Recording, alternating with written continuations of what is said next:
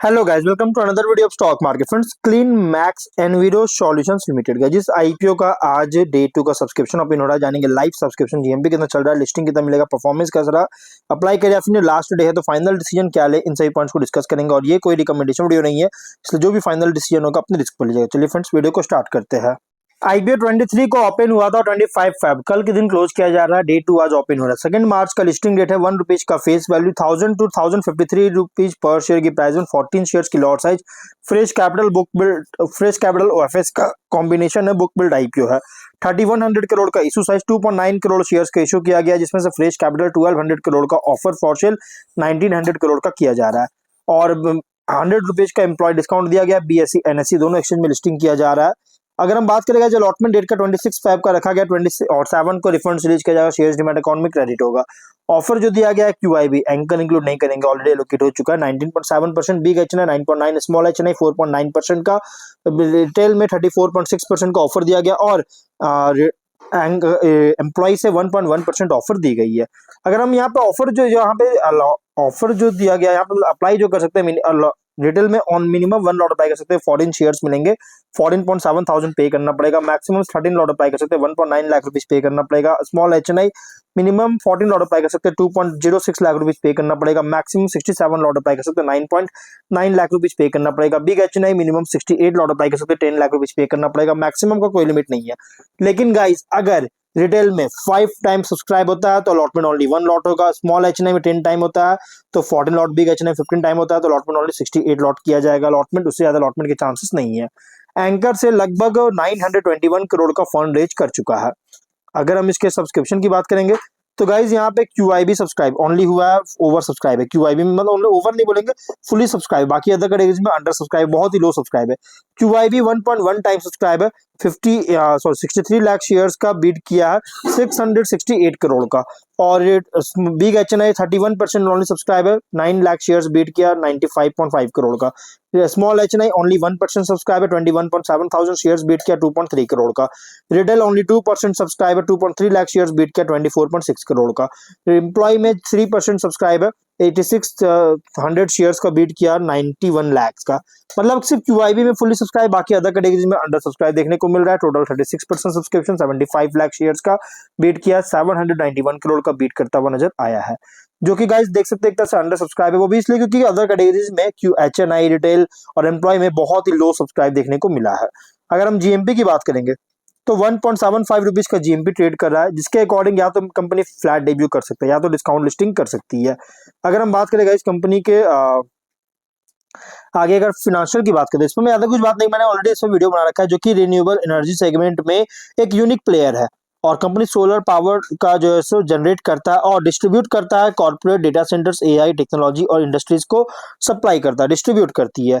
अगर हम फाइनेंशियल की बात करेंगे तो टॉप लाइन अगर देखिए तो कंसिस्टेंट ग्रोथ देखने को मिल रहा है। और अभी फिलहाल 25 में 1610 करोड़ का रेवेन्यू है, और फर्स्ट हाफ में 969 करोड़ का रेवेन्यू है।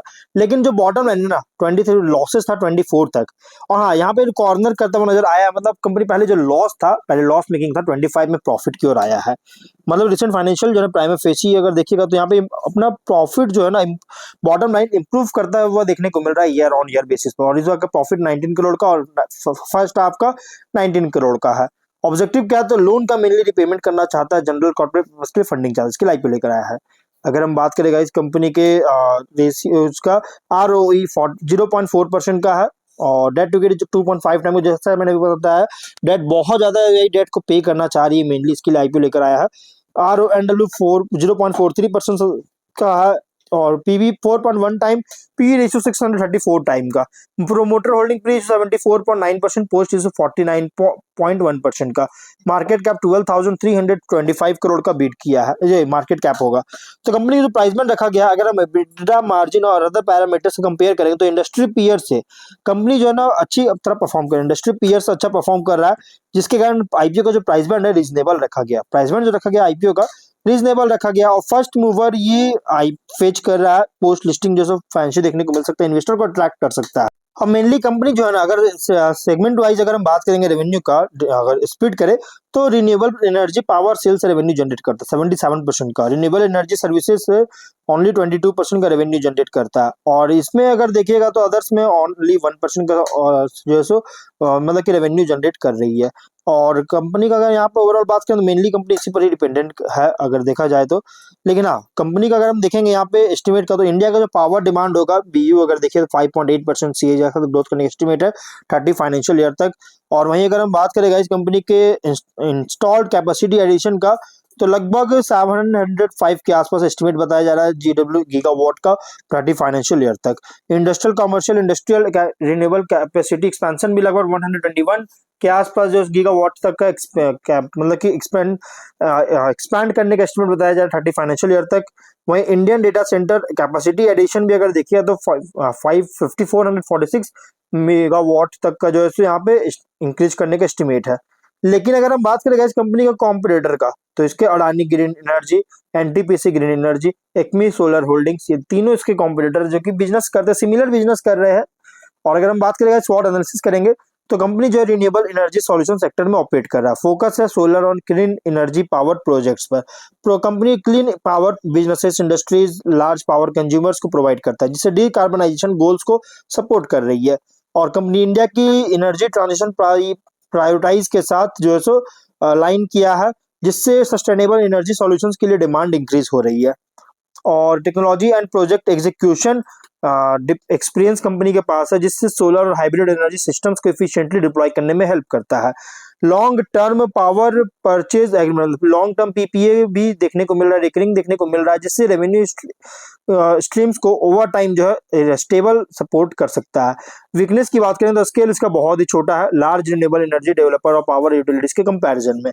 Project execution balance sheet strength के कारण स्ट्रेंथ है, लेकिन गाइस जिसके कारण स्ट्रेंथ कर सकता है कैपिटल इंटेंसिव नेचर होने के कारण, रिन्यूएबल एनर्जी इंफ्रास्ट्रक्चर में होने के कारण।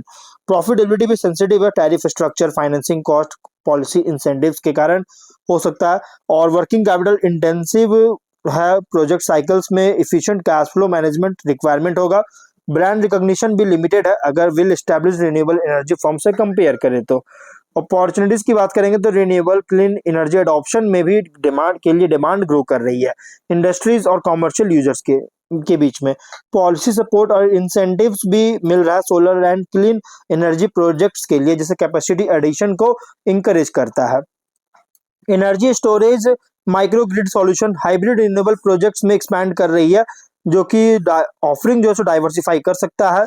पोटेंशियल है कंपनी लॉन्ग टर्म कॉन्ट्रैक्ट्स को लार्ज कॉर्पोरेट्स के लिए जो कि सस्टेनेबल एनर्जी कॉम्प्लायंस की मांग करते हैं, डिमांड करते हैं, उनको सिक्योर करने का पोटेंशियल है कंपनी के पास। थ्रेट की बात करेंगे तो कंपटीशन इंटेंस है, large renewable energy developers integrated utilities के कंपैरिजन से जो है बहुत ज्यादा कंपटीशन है। रेगुलेटरी पॉलिसी शिफ्ट अगर होता है, टैरिफ सब्सिडीज रिन्यूएबल ऑब्लिगेशंस में, तो प्रोजेक्ट इकोनॉमिक्स को इम्पैक्ट कर सकता है। वेरिएबिलिटी भी है सोलर एनर्जी जनरेशन और ग्रिड इंटीग्रेशन चैलेंजेस देखने को मिलता है, जिससे रेवेन्यू प्रेडिक्टेबिलिटी को अफेक्ट कर सकता है। Capital market conditions, interest rate changes अगर होता है तो प्रोजेक्ट फंडिंग कॉस्ट को इंक्रीज कर सकता है। पेयर कॉन्टेक्ट करेंगे तो देखिए कंपनी का बड़े कंपनी से कंपेयर करें, लार्ज कंपनी से कंपेयर करें तो एक स्मॉलर है, लेकिन मोर फोकस्ड है प्रोजेक्ट डिप्लॉयमेंट पर, फोकस्ड है कमर्शियल एंड इंडस्ट्रियल यूजर्स के लिए, जो कि मास यूटिलिटी जनरेशन के कंपैरिजन में जैसे मतलब मास यूटिलिटी जनरेशन में कंपेयर नहीं कर सकते, छोटी कंपनी है। और वहीं अगर हम बात करें मिड टीयर से कंपेयर करें तो execution, cost efficiency, contract terms पर compete करता है। सक्सेस डिपेंड करता है प्रोजेक्ट पाइपलाइंस के स्केल कैपेबिलिटी पर, लॉन्ग टर्म एग्रीमेंट के सिक्योर होने पर, तो इसका सक्सेस डिपेंड करता है। IPO पूरी तरह से रिप्रेजेंट कर रहा है renewable energy clean power sector पे टाइड है, सस्टेनेबिलिटी डिमांड डिकार्बनाइजेशन ट्रेंड्स पर। ग्रोथ भी बहुत ज्यादा मतलब कि डिपेंड करता है project wins, cost discipline, supportive policy environment पर। तो ओवरऑल देखिएगा अगर आप जो भी फाइनल डिसीजन लीजिएगा इस IPO में गाइस, आप अपने रिस्क पर लीजिएगा। लेकिन हाँ, कंपनी अच्छी है, स्ट्रॉन्ग फंडामेंटल है। तो मिलते हैं नेक्स्ट वीडियो में, टिल देन बाय बाय।